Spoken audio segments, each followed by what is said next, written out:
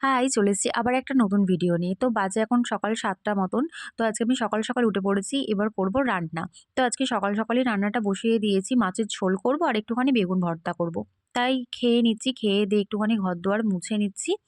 কারণ আমাকে এখন কলেজ যেতে হবে। আজকে মা নেই যেহেতু তার জন্য আমাকে এত কাজ করতে হচ্ছে। মা থাকলে আমাকে এত কাজ করতেও হতো না। তাছাড়া এত চাপও নিতে হতো না। মা সবকিছুটা রেডি করে রেখে দিত। আমি শুধু জাস্ট মানে গুছিয়ে বাগিয়ে কলেজ চলে যেতাম। এরকম একটা ব্যাপার। তো এই তো বাসে করে চলে যাচ্ছি কলেজ। তো কলেজ থেকে ফেরার পথে আমার একটা বই কেনার ছিল। তাই একটুখানি বই কিনতে যাচ্ছি।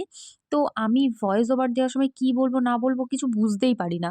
কি জানি কি হয় ভিডিওটা তোমরা পারলে একটুখানি সাপোর্ট করো, আমার পাশে থেকো। সে যাই হোক।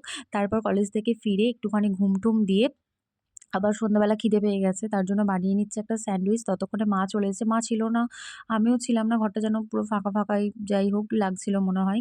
তারপর একটু মা আর আমি স্যান্ডউইচ খেয়ে নিচ্ছি এবং বাচ্চাদেরকে পড়িয়ে নিচ্ছি। তো বাই, আসছি আবার একটা